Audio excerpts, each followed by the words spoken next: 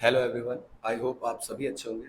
तो आज हम सॉल्व करेंगे बहुत ही इंपॉर्टेंट केस स्टडीज़ को, जो कि हमारी हैं मैथ्स बेसिक की। इससे पहले मैंने एमसीक्यू सॉल्व कर दिए थे, जो आपका सैम्पल पेपर आया है 2025 का। ओके, कोड है 241 मैथमेटिक्स का, बेसिक वाले। ठीक है, तो आज हम इसकी केस स्टडीज़ को सॉल्व करेंगे वन बाय वन। सो इन सभी सॉल्यूशन को अच्छे से देखिए, समझिए, ये आपके लिए काफ़ी हेल्पफुल रहने वाले हैं। स्टार्ट करते हैं पहले क्वेश्चन से। क्वेश्चन नंबर 36 है, जो हमारी पहली केस स्टडी है, उसको देख लेते हैं। इसमें लिखा है car pooling is the sharing of car journeys so that more than one person travel in a car and prevents the need for other to have to drive to a location themselves.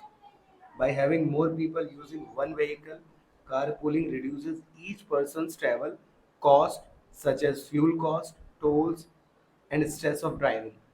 Carpooling is also a more environmentally friendly and sustainable way to travel, as sharing journeys reduces air pollution, carbon emissions, traffic congestion on the roads, and need for the parking spaces. अब ये case study है car pooling को लेके। Car pooling क्या होता है generally, अगर हम समझें तो ये तरीका है जिसमें दो या दो से ज़्यादा लोग मतलब एक ही कार को शेयर करते हैं। अगर उन्हें कहीं जाना है एक ही जगह पे, ठीक है, तो वो क्या करते हैं, एक ही कार शेयर कर लेते हैं। इससे बहुत सारे फायदे हैं कि फ्यूल का कॉस्ट बच जाता है, ठीक है, बढ़ जाता है लोगों में, टोल भी जो कॉस्ट पड़ेगा वो भी बढ़ जाता है। ड्राइविंग का स्ट्रेस नहीं रहता क्योंकि बारी बारी से लोग ड्राइव करते हैं। तो इस तरीके से इसके अलावा भी बहुत सारे एयर पॉल्यूशन, क्योंकि ज़्यादा कार यूज़ होंगी तो उतना पॉल्यूशन होगा, तो यहाँ एक ही कार साझा हो रही है। तो ये सब चीज़ें आपको समझनी है। बट हमारा जो मेन क्वेश्चन है वो यहाँ से स्टार्ट हो रहा है, ठीक है। वहाँ तो आपको उसके बारे में बता दिया है। तो थ्री फ्रेंड्स, तीन दोस्त हैं, Amar, Bhavin and Chaitanya, live in a society represent by points A, जिसके पॉइंट है 4,5, कोऑर्डिनेट्स दे रखे हैं, B 6,2 and C 2,6 respectively. Okay, they all work in office located in the same building, represented by point A. Since they all go to the same building every day, they decided to do carpooling to save money on petrol. Based on the above information, answer the following question. तो यहाँ पर तीन दोस्त हैं, अमर, भाविन और चैतन्य, ठीक है, जिनको रिप्रेजेंट किया गया है। उनके जो पॉइंट्स हैं, ए से अमर को, बी से भाविन को और सी को चैतन्य। ओके, नाउ इन लोगों का क्या है, ऑफिस एक ही जगह पे है, जो कि लोकेट कर रहा है ओ पॉइंट पे, जो कि आपको यहाँ दिख रहा होगा, ओरिजिन 0,0 ओरिजिन के पॉइंट्स होते हैं। अब इनको एक ही जगह पे जाना है, तो ये क्या कर लेते हैं, एक ही कार को साझा कर लेते हैं, जिसको हम कार पूलिंग बोल रहे थे। इससे क्या होगा, इनका जो फ्यूल कॉस्ट होगा वो बढ़ जाएगा, ठीक है। ड्राइव करने का होगा तो वो भी आप बारी बारी से ड्राइव कर लेंगे, और बहुत सारी चीज़ें जो हमने ऊपर देख ली कि यहाँ पे क्या फ़ायदे हैं, ठीक है। अब हमें आंसर करना है बस यहाँ पर। अब क्योंकि ये कोऑर्डिनेट्स हैं, तो ये चैप्टर 7 कोऑर्डिनेट ज्योमेट्री का क्वेश्चन है आपका। बहुत ही सिंपल है। कोऑर्डिनेट ज्योमेट्री आपको जैसे ही दिखाई दे, आपको वहाँ पे दो चीज़ें याद आ जानी चाहिए। पहला तो एक तो डिस्टेंस फॉर्मूला, और एक आपका सेक्शन फॉर्मूला। सेक्शन फॉर्मूला में एक्स और वाई की जो वैल्यू होती है, ओके। अब यहाँ पे पहला पॉइंट क्या है, find the distance between B and C. तो बी और सी के बीच के डिस्टेंस निकालनी है। सिंपली हम इसको कैलकुलेट कर लेते हैं, सिंपल सा क्वेश्चन है। तो बी के पॉइंट है हमारे 6,2 और सी के पॉइंट है 2,6। तो बी के पॉइंट है 6,2 और सी के पॉइंट है आपके 2,6। ओके, तो ये सी के पॉइंट हो गए। अब जैसा कि हमने कहा था, इनके ऊपर आप लिख लिया करिए x1, ये y1 हो गया, ये x2 हो गया, ये y2 हो गया। डिस्टेंस निकालना है तो डिस्टेंस फॉर्मूला क्या होता है, x2 minus x1 whole square plus y2 minus y1 whole square. अब यहाँ पर वैल्यू रख देते हैं एक एक करके। तो x2 की वैल्यू देखिए, यहाँ पर x2 की वैल्यू कितनी है 2, माइनस x1 की वैल्यू कितनी है 6 होल स्क्वायर, प्लस y2 की वैल्यू कितनी है 6, माइनस y1 की वैल्यू कितनी है 2 होल स्क्वायर। अब 2 में से 6 को माइनस करेंगे तो -4 आएगा, क्योंकि साइन इसका बड़ा है। 6 में से 2 को माइनस किया तो 4 आया। ओके, 4 का स्क्वायर होता है आपका 16, इधर भी 4 का स्क्वायर 16, और माइनस का स्क्वायर याद रखेंगे प्लस हो जाता है। ये सब बातें हम बहुत बार कर चुके हैं, ठीक है। 16 प्लस 16 होता है 32। अब 32 को अगर आप देखें तो 32 को आप इसमें बाहर क्या निकाल सकते हैं, तो आपको पता है हम 32 को क्या लिख सकते हैं, 16 इंटू 2। तो 16 हमारा किसका होता है, 4 का होता है ना, तो 4 बाहर आ जाएगा। 4 अगर हम स्क्वायर रूट ऑफ 16 देखें तो 4 का ही होता है, तो 4 बाहर आ गया, रूट 2 का हमारा बनेगा नहीं, तो 4 रूट 2 हमारा आंसर हो जाएगा, ठीक है। तो पहला आंसर हो गया 4√2 यूनिट्स। यूनिट्स हम लिख देंगे। नाउ नेक्स्ट क्वेश्चन पे आते हैं। बहुत ही सिंपल सा क्वेश्चन था। सेकंड पार्ट पे आते हैं। सेकंड पार्ट में हमसे कह रखा है, if Bhavin and Chaitanya plan to meet at club situated at the midpoint of the line joining of B and C. Find the coordinate of the point. अब यहाँ पर एक और बहुत इंपॉर्टेंट पॉइंट है कि जो भाविन है और जो चैतन्य है, जिनके पॉइंट 6 और 2 था और दूसरे वाले का 2 और 6 था, अब इन दोनों ने क्या किया, एक डिसाइड किया कि हम कहीं मिड पॉइंट पर मिलेंगे। मिड पॉइंट को मैं बोल देता हूँ ए। चलो सॉरी, ए तो हमारा यूज हो चुका है ना, तो मैं इसको पॉइंट को कुछ और बोल देता हूँ, एक्स बोल देता हूँ। अब हमें बताने हैं कि इसके कोऑर्डिनेट्स क्या होंगे। तो देखो मिड पॉइंट के कोऑर्डिनेट पूछे गए। इनका तो नाम होता है x1 y1, इसको बोलते हैं x2 y2। तो मिड वाले के नाम हम बोलते थे x और y, जिससे वो डिवाइड होता है। अब क्वेश्चन मिड पॉइंट के अकॉर्डिंग है, तो याद करिए मिड पॉइंट पे हमने क्या बोला है, सेक्शन फॉर्मूला चेंज हो जाता है। किसमें? सिंपल जो x होता है वो होता है हमारा x1 प्लस x2/2, और y जो होता है वो निकलता है y1 प्लस y2/2। ओके, तो सेक्शन फॉर्मूला सिंपली आपका इस तरीके से यूज होता है। ठीक है, मिड पॉइंट के लिए सिर्फ जब भी आपको मिड पॉइंट बोले, जैसे सर्कल का सेंटर, इसके पॉइंट निकालने हो या साइड के पॉइंट निकालने हो, तब आप यूज करेंगे। पैरेललोग्राम में यूज करेंगे। तो ये सारे पॉइंट्स हमने देखे हैं पहले से। ओके, तो सिंपली आप इसको बस वैल्यू रखो, सॉल्व करो। तो x1 की वैल्यू, पहले इसको सॉल्व करते हैं x के लिए। तो x1 की वैल्यू हमारी कितनी है, ये हमारी 6 है। x2 की वैल्यू 2 है अपॉन 2। 6 प्लस 2 8 होता है, तो 2 से 8 कटेगा 4 टाइम्स। इसी तरीके से y के लिए सॉल्व करते हैं। तो y1 हमारा 2 और वो भी 6 हो गया अपॉन 2, ये भी आ गया 8/2, ये भी आ गया 4। हमें कोऑर्डिनेट बताने थे, तो ये आ गया 4,4, क्योंकि दोनों वैल्यू 4 आ रही है। ओके, तो ये हमारा आंसर हो गया, सिंपल सा। नेक्स्ट आ जाते हैं अगले क्वेश्चन पे। काफ़ी इजी क्वेश्चन है अभी तक तो। नेक्स्ट में देखते हैं थर्ड। यहाँ पे आपके पास चॉइस होती है, आपको दोनों में से कोई एक करना होता है, बट यहाँ हम दोनों करेंगे। तो पहले में क्या लिखा, which society is farthest from the office, also find the distance from the office. कौन सी जो सोसाइटी है वो सबसे ज़्यादा दूर है ऑफिस से। ठीक है, और हमें साथ साथ ये बताना है कि उसकी डिस्टेंस क्या है। तो उसके लिए हमें क्या करना पड़ेगा, सबकी डिस्टेंस निकालनी पड़ेगी। ओके, तो सबकी डिस्टेंस कैसे निकलेगी, तो देखिए ऑफिस से बताना है ना। तो ऑफिस हमारा यहाँ पे था ओ, तो एक थी ओ सी, एक ओ ए और एक ओ बी। अब आपने जब ये चैप्टर पढ़ा होगा तो वहाँ पे देखा होगा, जब भी ओरिजिन, क्योंकि ये ओरिजिन है ना, तो जब भी ओरिजिन से डिस्टेंस निकालनी होती तो फॉर्मूला डायरेक्ट बन जाता था। अगर डिस्टेंस आपको, कॉमन सेंस लगाइए, डिस्टेंस अगर आपको कहाँ से निकालनी है, ओरिजिन से निकालनी है। तो ओरिजिन के पॉइंट तो होते हैं 0,0 जो कि दे रखे हैं। तो जब मान लीजिए आप ओ ए निकाल लेंगे, ओ से ए की डिस्टेंस, तो फॉर्मूला लगाएंगे, जैसे ओ और ए देख रहे हैं, तो ये x1 y1, ये x2 ये y2 होगा। ठीक है, तो जब 4 में से 0 माइनस करेंगे तो 4 ही तो यूज होगा। नेक्स्ट 5 में से 0 माइनस करेंगे तो 5 ही यूज होगा। तो ओरिजिन से जब भी फॉर्मूला आए ना, तो डायरेक्टली आपका हो जाता है x² और y²। ठीक है, जो भी x और y की वैल्यू होगी, जो भी यहाँ पे, यहाँ x1 y1 और x2 y2 ना बोल के सीधे सीधे हम यहाँ पे सिंपली यूज कर लेते हैं अपने कोऑर्डिनेट्स को। ठीक है, तो जैसे भी ये दिया हो, ओरिजिन से डिस्टेंस निकालिए, तो इन दोनों का स्क्वायर कर लेंगे। तो 4 का स्क्वायर प्लस 5 का स्क्वायर, तो 4 का स्क्वायर 16, 5 का 25, दोनों को ऐड किया 41 आया। 41 यूनिट्स, 41 बाहर आ नहीं पाएगा तो इतना कर दिया। ऐसे ही ओबी के लिए निकालते हैं। अब ओबी के लिए भी सेम बात होगी। अब इसको हम स्क्वायर कर लेंगे, ओरिजिन से बोले तब। ठीक है, तो 6 स्क्वायर प्लस 2 स्क्वायर 36, 4 कितना हो गया 40।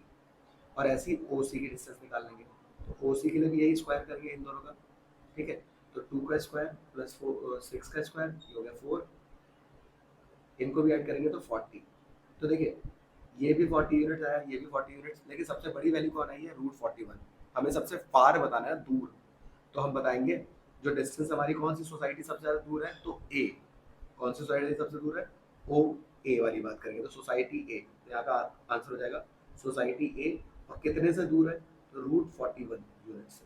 ओके, तो इसका आंसर ये हो जाएगा, सिंपल। ओके, आई होप यहाँ तक आपको क्लियर हो गया होगा। और आपके खुद के भी कोई अगर प्रॉब्लम हुआ करे तो आप कमेंट्स में पूछ लीजिए। ठीक है, कोई भी पॉइंट ना समझ में आए तो आप उसको पूछ लीजिए। यहाँ तक चीज़ें बहुत आसान थी, तो मैं इसको बता रहा हूँ। ठीक है, फिर आता है बी पे, और पे। Out of B and C, which society is nearer to A, also find their distances. अब यहाँ पर क्वेश्चन आपको ए के रिस्पेक्ट में पूछा गया है। कि बी और सी में से ए के ज़्यादा नज़दीक कौन सी है, ठीक है। और जो है उनकी डिस्टेंसेस निकालनी है। तो पहले तो आप एक तो डिस्टेंस निकालनी है अपना ए सी, और एक डिस्टेंस निकालनी है आपने ए बी। ओके, तो ए सी और ए बी की डिस्टेंस निकालनी है। तो ए सी और ए बी की डिस्टेंस निकालें, तो जब ए सी की डिस्टेंस निकालेंगे तो ए और सी पॉइंट लेंगे। ए के पॉइंट थे 4,5, सी के पॉइंट थे 2,6। और जब ए बी की डिस्टेंस निकालेंगे तो ये जगह 4,5 और बी के पॉइंट थे 6,2। ओके, अब मैं डायरेक्ट यूज करूंगा हमारा डिस्टेंस फॉर्मूला। आपको पता ही है x1 y1 या x2 y2, ऐसे यहाँ पे भी x1 y1 x2 y2 distance बोला है, डिस्टेंस निकालेंगे तो क्या फॉर्मूला था, x2 minus x1, x2 minus x1 whole square, y2 minus y1 whole square, और ऊपर रूट। ओके, ये ए सी की डिस्टेंस निकाल लो।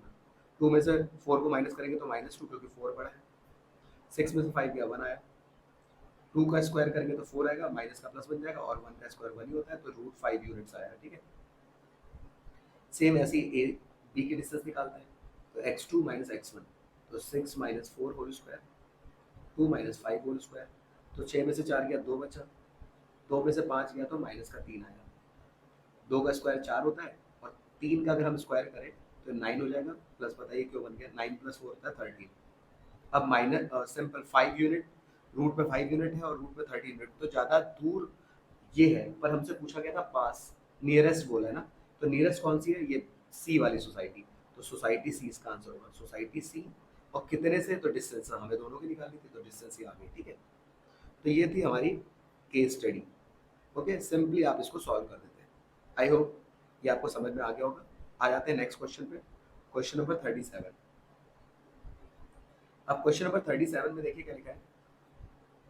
अ water sprinkler is a device used to irrigate agriculture crops, lawns, landscapes, golf courses, and other areas.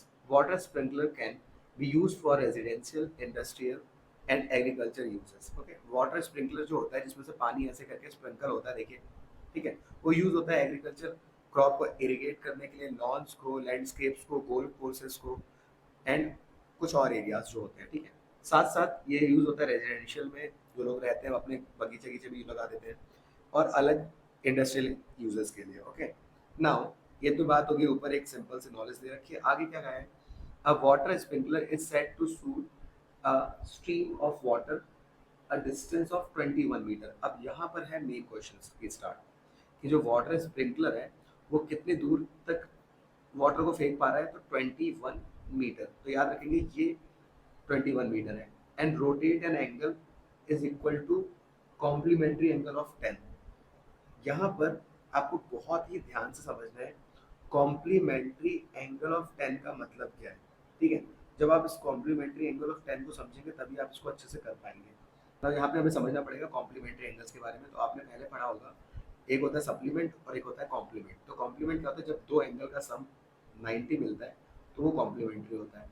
और supplementary आ जाओ मान लो paper में, तो वहाँ पे 180 होता है। ओके, अब 10 का कॉम्प्लीमेंट्री क्या होगा, 10 मतलब एक एंगल अगर 10 है तो दूसरा वाला पूछ रहा है, कॉमन सी बात है। तो इसको इधर लेकर माइनस करेंगे, तो 90 में से 10 माइनस करेंगे तो कितना आ जाएगा, 80। तो 10 का कॉम्प्लीमेंट्री क्या होगा, कॉम्प्लीमेंट्री मतलब दूसरा वाला एंगल। ओके, तो 10 का दूसरा कितना होगा, 80 होगा, तभी तो मिलकर 90 बनेगा। तो हमारा एंगल यहाँ पे निकल चुका है 80 डिग्री। तो ध्यान रहे यहाँ पर जो एंगल बन रहा है वो 80 डिग्री है। तो क्वेश्चन को अच्छे से पढ़ लें, ठीक है। और ये कहाँ तक जा रहा है, इसकी जो रेंज है वो 21 मीटर तक है। ओके, अब यहाँ पर देखिए काफ़ी अच्छा क्वेश्चन है, इंटरेस्टिंग क्वेश्चन है, इसको बहुत ध्यान से समझिएगा, काफ़ी इजीली आप समझ जाएंगे। What is the area of sector in terms of arc length. मतलब एरिया ऑफ सेक्टर आपको बताना है, लेकिन आर्क लेंथ के टर्म्स में। अभी यहाँ पे कोई सॉल्यूशन नहीं निकालना है। तो एरिया ऑफ सेक्टर में जब आप लिखें, देखिए कहने का मतलब क्या है, एरिया ऑफ सेक्टर जो आपका है, अगर इसको आर्क लेंथ के टर्म में लाना है तो यहाँ पर आर्क लेंथ यूज होना चाहिए वर्ड। ये कहने का मतलब होता है, जैसे हम बोलते नहीं है कि इक्वेशन को एक्स के टर्म्स में लिखो, तो यहाँ पे आंसर में एक्स होना चाहिए। तो इसी तरीके से आर्क लेंथ हमारे आंसर में आना चाहिए। तो कैसे करेंगे, तो पहले तो आप आर्क लेंथ और जो एरिया ऑफ सेक्टर है तो उसको अलग अलग देख लीजिए होते क्या है। तो ये होता है हमारा θ/360 पाई आर स्क्वायर, और जो आर्क लेंथ होता है वो क्या होता है, θ/360 2 पाई आर। ओके, अब कैसे बनेगा उसको ध्यान रखना है। तो देखिए इन चीज़ को यहाँ पे थोड़ा समझिएगा। तो area of sector equal to, हमें ये चीज़ें यहाँ लानी है तभी तो यहाँ पे आर्क लेंथ आ पाएगा ना। तो थीटा है चाहिए था, अपॉन 360 है, तो ये दोनों पार्ट तो चाहिए थे, मिल गए। पाई भी है यहाँ पे तो पाई भी मिल गया।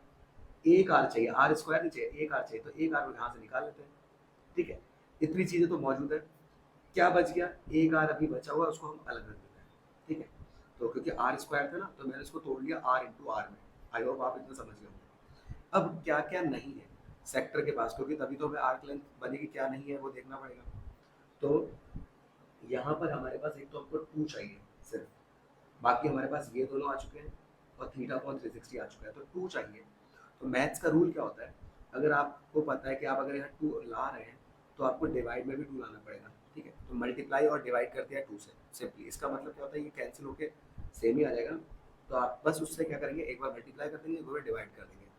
तो अब आप इन तीनों को साथ में देखिए, थीटा अपॉन 360 पाई आर और एक 2 दे दीजिए, फिर थीटा अपॉन 360 क्या कहलाएगा, 2 पाई आर कहलाएगा।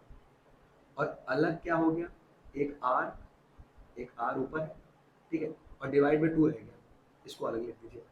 तो इतने को ही हम क्या बोलते हैं, इसको ही तो बोलते हैं आर्क लेंथ। ये हो गया आर लेंथ इनटू आर मतलब रेडियस, रेडियस अपॉन 2, पूरे के नीचे लिखो चाहे, क्योंकि मल्टीप्लाई कोई फर्क नहीं पड़ता। तो ये आपका आंसर हो गया, एरिया ऑफ सेक्टर को हमने किसके टर्म्स में लिख दिया, आर्क लेंथ के टर्म्स में, जिसमें रेडियस अपॉन 2 भी आ गया। ठीक है, तो ये आंसर था। आई होप ये क्लियर हुआ होगा, काफी अच्छा क्वेश्चन था, इसको अच्छे से करके जाइए। नेक्स्ट पे आते हैं, what is the area of water in region in terms of pi. अब आपको मेनली एरिया निकालना है जितने में आपका ये स्प्रिंकल कर रहा है, वाटर दे रहा है। ठीक है, तो एरिया ऑफ सेक्टर जो फॉर्मूला होता है वो लिख देते हैं, लेकिन ध्यान रहे यहाँ पर इन्होंने कहा है पाई की टर्म्स में निकालना है, मतलब आंसर में पाई की वैल्यू को पाई ही रह देना है, 22.7 नहीं रखना है।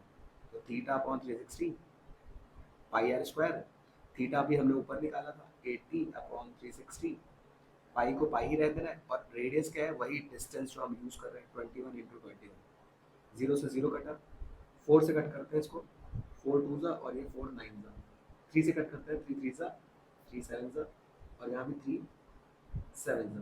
तो फाइनली आपके पास जो बच रहा है तो 7 इंटू 7 और एक 2 बच रहा है, तो 2 इंटू सेवन और पाई के टर्म्स में लाना है तो पाई को पाई रहने देना। तो 2 सेवन ज़ा 14, 14 सेवन ज़ा 98 पाई। एरिया है तो मीटर में था तो metre square, 98 metre square. Okay, simple सा क्वेश्चन था, आई होप ये समझ में आ गया होगा। आ जाते हैं लास्ट पार्ट पे, यहाँ पे फिर से आपके पास चॉइस रहेगी पेपर में, ये हम दोनों करेंगे। If radius R changes to 28, अब जो रेडियस 21 था वो चेंज होके आ चुका है 28 बन गया। Find the angle theta so that area of water region remain the same. अब कह रहे हैं ये कि थीटा की वैल्यू बताइए इस बार क्या होगी जब उसका जो वाटर रीजन है वो सेम रहेगा। अब ये कैसे करना है तो मैं आपको समझा देता हूँ।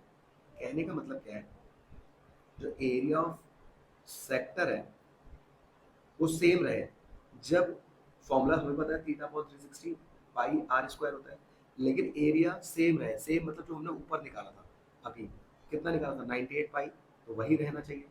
थीटा की वैल्यू बतानी है, ओके, और पाई को पाई रहने देते, कैंसिल करने का आएगा, और आर लेकिन इस बार चेंज होकर कितना होना चाहिए 28 हो जाना चाहिए। ओके, क्योंकि उसने बोला ना एरिया सेम है, तो सेम एरिया मतलब जो अभी हमने ऊपर सॉल्व किया था सेकंड पार्ट में, तो पाई से पाई कैंसिल हो जाएगा, डिवाइड में जाके कट कर देगा। ठीक है, और 7 से इसको 74 से कट करते हैं, 4 7 ज़ा 4 9 ज़ा। ठीक है, इसके बाद इसको आगे और कट करते हैं, 2 से 2 14 ज़ा, और इसको कट करते हैं 2 45 ज़ा। बाकी चीज़ें हम बाद में कैंसिल करेंगे, हमें थीटा निकालना था, तो थीटा को एक ही साइड रह देते हैं, डिवाइड से 45 ऊपर जाएगा, तो 98 के पास ऊपर आ गया, और 7 और 14 हमारे मल्टीप्लाई में तो डिवाइड में आ जाएंगे, क्योंकि ये नीचे आएंगे ना इक्वल के इधर आके, तो ये हो जाएंगे 7 और 14। तो कट कर देते हैं, 14 के टेबल में आप आता ही है, 14 7 से होता है 98, 7 से 7 कट गया, थीटा के सामने सीधे 45 बचा है, तो 45 भी एंगल हो जाएगा। ओके, सिंपली हमारा आंसर आ चुका है 45 डिग्री। नाउ लास्ट, अब if the radius is increase from 21 to 28 जैसा कि ऊपर बताया था, and angle remains the same, इस बार एंगल को भी सेम करवाया, मतलब रेडियस तो 28 की है लेकिन एंगल जो पहले था 80 डिग्री उसको 80 डिग्री ही रहने देने के लिए बात करी है। Then what is the increase in the area of water region, तो इंक्रीज इन एरिया कितना होगा, तो देखिए तो यहाँ पे देखिए क्या कह रहे हैं, इन्होंने बोला है कि अगर हम रेडियस को चेंज करते 21 से 28 में और थीटा सेम रहे, थीटा मतलब 80 ही रहे, तो एरिया में कितना इंक्रीज आएगा, तो एरिया में इंक्रीज कैसे आएगा, तो जो एरिया 2 है और एरिया 1 को माइनस कर दीजिए वही एरिया का इंक्रीज होगा। तो फॉर्मूला होता है वही theta upon 360 pi R square, और वहाँ भी theta upon 360 pi R square. यहाँ पे हम कॉमन लेके करेंगे, ठीक है, तो थीटा अपॉन 360 और पाई कॉमन रहेगा, क्यों, क्योंकि हमें थीटा सेम लेना है, ओके, और पाई की वैल्यू वही होगी, तो 80 अपॉन 360 पाई को हम कॉमन लेते हैं, अंदर आ जाएगा R square minus R square. अब इसको मैंने कैपिटल बोला है, इसको स्मॉल बोला है, तो ये कैपिटल और स्मॉल यूज हो जाएंगे, तो 80 अपॉन 360 पाई 28 का स्क्वायर और ये 21 का स्क्वायर, ठीक है, जीरो से जीरो कैंसिल, 4 से कट कर देते हैं, 4 टू और 4 नाइन, तो ये हो जाएगा आपका 2, इधर लिखता हूँ मैं 2.9 पाई 28 का स्क्वायर होता है आपका 784 और 21 का होता है 441, ओके। बाकी आपको यहाँ पर क्योंकि वैल्यूज आप इसको सॉल्व करना पड़ेगा, तो 4 में से 1 गया 3 हुआ, 8 में से 4 गया 4 आया, और 7 में से 4 गया 3 आया, और बाहर 2/9 पाई चल रहा है। नेक्स्ट सॉल्व करते हैं इसको, 2/9 पाई की वैल्यू होती है 22/7, हमसे बोला नहीं था बट अब यहाँ रखना पड़ेगा 343। अब देखते हैं ये कैंसिल हो रहा है कि नहीं हो रहा है, तो 7 से इसको कट कर सकते हैं, 7 4 का 28, बचे कितने 6, 7 9 ज़ा, ओके। बाकी यहाँ पे कुछ भी कैंसिल नहीं हो रहा है क्योंकि ये 9 की टेबल में 49 तो आता नहीं है, तो आपका फाइनली जो आंसर आ रहा है वो आ रहा है कुछ इस तरीके से, 2 × 22 × 49, तो 2 × 22 × 49 अपॉन 9। आप इसको सॉल्व कर दीजिए, आपका आंसर आ जाएगा, तो मैं इसको सॉल्व करता हूँ, तो 22 होता है 44, और 44 को हमें 49 से मल्टीप्लाई करना पड़ेगा, ठीक है, अपॉन में चल रहा है 9, तो 44 × 49, 44 × 49 सॉल्व करते हैं, ये हो गया हमारा 2156/9, ओके, मीटर स्क्वायर। बाकी आप इसको पॉइंट में भी निकाल सकते हैं, तो पॉइंट में अगर निकालेंगे तो 9 2 ज़ा 18, यहाँ बचेंगे 3, 9 3 ज़ा 27, यहाँ बचेंगे हमारे 8, 9 9 ज़ा 81, यहाँ बचेंगे हमारे 5 5 पढ़ेंगे, 0 पढ़ेंगे, पॉइंट लगाएंगे, 9 5 ज़ा 45, तो लगभग 239.5 मीटर स्क्वायर करके आ जाएगा। आप एक दो प्लेस तक और निकाल सकते हैं, तो ये हमारा फाइनल आंसर आ चुका है, ठीक है। तो इस तरीके से इस पार्ट को भी करना था, सिंपली इंक्रीज इन एरिया पूछ रहा है तो दोनों का एरिया अलग अलग निकाल के माइनस कर लें, वरना जैसे मैंने कॉमन लेके किया है वैसे भी कर सकते हैं, ठीक है। अलग अलग निकालेंगे तो थोड़ा कैलकुलेशन बढ़ जाएगी, इसलिए कॉमन लेना पड़ा, यहाँ पे भी देखिए कैलकुलेशन करनी पड़ी, तभी ये 2 मार्क्स का क्वेश्चन है, ऊपर वाला पार्ट ज़्यादा ईजी था। आ जाते हैं लास्ट केस स्टडी पे, ये हमारी one of 4 main blood types can be found in human body. They are known as A, B, AB, and O. Each blood type can be further classified either a rhesus positive and rhesus negative.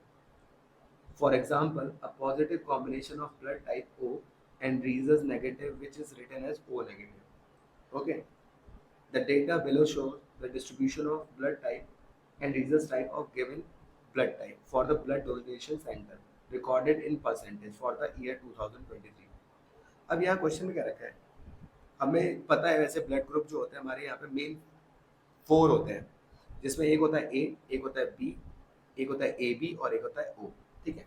आपने पढ़ा भी होगा, जो ओ होता है उसको हम बोलते हैं यूनिवर्सल डोनर, और जो ए बी होता है वो यूनिवर्सल एक्सेप्टर होता है, ठीक है, सबसे वो ब्लड ले सकता है और वो सबको दे सकता है ब्लड। अब यहाँ पर क्या होता है, इसके आगे भी इसको क्लासिफाई करते हैं, बोलते हैं ए पॉजिटिव ए नेगेटिव, ऐसे ओ पॉजिटिव ओ नेगेटिव, ठीक है। तो यहाँ पे फर्दर और क्लासिफाई कर रखे हैं, और यहाँ पे एक डेटा दे रखा है ब्लड डोनेशन सेंटर का 2023 ईयर का, ठीक है, जो कि परसेंटेज में रिकॉर्ड करा गया है। अब यहाँ पे हम उस डेटा को देख लेते हैं। सबसे पहले ब्लड ग्रुप ओ के बारे में बता रखा है, O negative O positive, X की वैल्यू नहीं दे रखी, मतलब इसमें आपको परसेंटेज नहीं बताई है, लेकिन ओ पॉजिटिव की दे रखी है 30, ए नेगेटिव की 8 है, ए पॉजिटिव की 24 है, बी नेगेटिव की 6 है और बी पॉजिटिव की 18 है, ए बी नेगेटिव की 1 है और ए बी पॉजिटिव की 3 है, ठीक है। तो यहाँ पर इस तरीके से यहाँ दे रखा है। नाउ अब आपको करना क्या है, find the value of x. अब एक्स की वैल्यू फाइंड करनी है। अब एक्स की वैल्यू कैसे फाइंड होगी, तो उसको समझ लेते हैं। अगर आप ध्यान से देखें तो इस क्वेश्चन में जो टोटल, अगर हमसे कोई बात करे, यहाँ पर दिया था परसेंटेज, ठीक है। कई बार होता है कंफ्यूजन हो जाती है, नहीं हो पाता, तो आपको समझने की चीज़ है, परसेंटेज का मतलब है टोटल 100%। कोई भी चीज़ अगर परसेंटेज में करी जा रही है तो टोटल कितने परसेंट होती है, 100% होती है कि नहीं होती है, ठीक है। तो आपको एक्स की वैल्यू निकालनी है, बाकी सारी तो दे रखी है ना, तो बाकी को ऐड करके अगर हम 100 से माइनस कर दें तो एक्स की वैल्यू आ जाएगी ना, क्योंकि ओवरऑल डेटा 100 होता है। तो हम यही करने वाले हैं, ओके। तो आप समझ गए होंगे, तो कुछ चीज़ें ध्यान रखें। अगर परसेंटेज ऐसा कुछ दे रखा है तो आप समझ जाइएगा। क्वेश्चन में दिया होता तो हम उसके अकॉर्डिंग चलते हैं, वो नंबर के अकॉर्डिंग होता क्वेश्चन। तो सबको ऐड कर लेते हैं इन सबको। तो देखें यहाँ पर 24 और 6 होता है 30। मैं कुछ नंबर ऐसे ऐड करता हूँ, एक 30 और बाहर निकाल दिया, ठीक है। और यहाँ पर आपका हो जाएगा 18 प्लस 4, ये हो गया 22, और फिर 8 से ऐड कर देंगे तो ये हो जाएगा हमारा 30। तो ये तीनों मिलकर 30 30 30, जो कि होता है हमारा 90। तो मैंने डायरेक्टली ऐड कर दिया, आप अपने तरीके से कर सकते हैं। हमें एक्स की वैल्यू निकालनी है, तो एक्स कैसे निकलेगा, टोटल 100% में से इस 90 को माइनस कर देंगे, आ जाएगा 10%, ओके। तो आंसर आ चुका है, एक्स की वैल्यू कितनी आ जाएगी, 10, जो कि परसेंटेज में है। नेक्स्ट, ये क्वेश्चन प्रोबेबिलिटी का है, ठीक है। प्रोबेबिलिटी 0 से 100% में चलती है। परसेंटेज में अगर बात करें तो 0 से 100, और नंबर में बात करें तो 0 से 1। ये हमारा इम्पॉसिबल, ये पॉसिबल, ठीक है। और बीच में बात करते हैं, डील करते हैं। Next, find the probability that randomly selected person has rhesus negative blood type। अब नेगेटिव ब्लड टाइप वाले पर्सन को चुना है हमने, उसकी प्रोबेबिलिटी बतानी है। तो परसेंटेज के अकॉर्डिंग है, परसेंटेज में बात करेंगे तो नेगेटिव में एक ये है, इधर है, और ये है। इधर एक्स है तो एक्स अभी हम निकाल चुके हैं, जो कि है 10, प्लस इसका है 8, प्लस इसका है 6, प्लस इसका है 1, ओके। तो फेवरेबल हमारे ऊपर आ गए, नीचे आता है टोटल। टोटल हमने पता है कि टोटल 100% से बात हो रही है, तो फेवरेबल अपॉन टोटल, हमें प्रोबेबिलिटी का जो फॉर्मूला पता है, ऊपर आता है फेवरेबल और नीचे आता है टोटल, ठीक है। तो इसको ऐड करते हैं, 10 प्लस 8 हो गया 18, 18 में 6 हो गया 24, 24 में 1 हो गया 25 अपॉन 100। और इसको फर्दर सॉल्व करेंगे तो 25 बन जाए 25 वन अपॉन 4 बोल लें, ठीक है। या फिर अगर आप पॉइंट पे सॉल्व करते हैं तो ये आ जाएगा आपका 0.25, ठीक है। ये हमारा आंसर आ चुका है, क्योंकि हमें पता है ना 0 और 1 के बीच में चलती है, तो ये हो गया। और 25% भी बोल सकते हैं। नेक्स्ट पे आते हैं, इसमें भी आपके दो हैं यहाँ पर पार्ट, एक करना है और यहाँ पे हम दोनों कर रहे हैं। What is the probability that person selected from record is rhesus positive but neither blood A nor B. थोड़ा सा ध्यान से इस क्वेश्चन को पढ़ लीजिए इसलिए, ठीक है। हमें यहाँ पर बताना है कि प्रोबेबिलिटी जो पर्सन सेलेक्ट किया गया है वो पॉजिटिव है, बट पॉजिटिव में भी कंडीशन दे दी है कि वो ए और बी का नहीं होना चाहिए। तो हमें ए, मतलब यहाँ नहीं, यहाँ ना ए वाला चुनना है ना बी वाला चुनना है, ओ और ए भी चुनेंगे, और इसमें भी पॉजिटिव वाला। तो इसका 30, इसका 3, 30 प्लस 3 अपॉन 100 आ गया, तो 33 अपॉन 100, तो ये आ जाएगा हमारा 33 अपॉन 100, ठीक है। और अगर परसेंटेज में बात करें,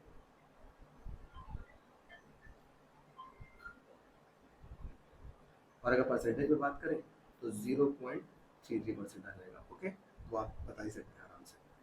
नेक्स्ट का और पार्ट करते हैं, ओके। अभी हमने बात करी थी जो ए बी वाले होते हैं वो हमारे क्या होते हैं, यूनिवर्सल एक्सेप्टर होते हैं ना, उसमें हमारा जो ए बी पॉजिटिव होता है वो मेनली होता है, मैंने आपको ऊपर से बताया था, ओके। और अगर हम ओ में बात करें तो वो हमारे यूनिवर्सल डोनर होते हैं, जो कि आपको यहाँ पे लिखा हुआ है, ओके। उसमें ओ नेगेटिव वाला होता है वो। तो find the probability of selected person is neither recipient nor donor, मतलब ये दोनों नहीं होने चाहिए। कौन सा, एक तो हमारा ए बी पॉजिटिव, हमें एक तो ये नहीं लेना है, और एक हमने ओ नेगेटिव को नहीं लेना है, ओके। क्योंकि ये हमारा डोनर वाला हो गया, यूनिवर्सल डोनर, ये एक्सेप्टर हो गया। तो ये कैटेगरी की बात कर रखी है, उनको नहीं लेना, मतलब एक को लेना है, ओके। तो हम इन्हीं को सीधे काउंट कर लेते हैं। तो 30 प्लस 8 प्लस 24 इनको ऐड कर लेते हैं, तो 30, 24 प्लस 6 ये भी हो गया 30, ओके। 18 प्लस 8 ये हो गया 26, और एक और जोड़ देंगे तो 27, तो ये हो जाएगा 27। तो 30 यहाँ पे ऐड कर देते 30, और ऊपर भी 30 है, एक और 30 ऐड हुआ, प्लस 27। तो ये हो जाएगा आपका 33678, 87, ठीक है। तो 87 अपॉन में टोटल, तो 87 अपॉन 100, या बोल सकते हैं 0.87। ओके, तो ये था हमारा आंसर। आई होप आपको समझ में आ गया होगा। तो इस तरीके से ऐसे इसको निकाल सकते हैं। ओके, ये थी हमारी केस स्टडीज। आई होप आपको ये समझ में आई होंगी, और आगे भी ऐसे ही हम और क्वेश्चंस को करेंगे, तो इसलिए हमें सब्सक्राइब कीजिए फॉर मोर इम्पोर्टेंट क्वेश्चंस। मिलते हैं नेक्स्ट वीडियो में, तब तक के लिए take care, bye bye and all the best.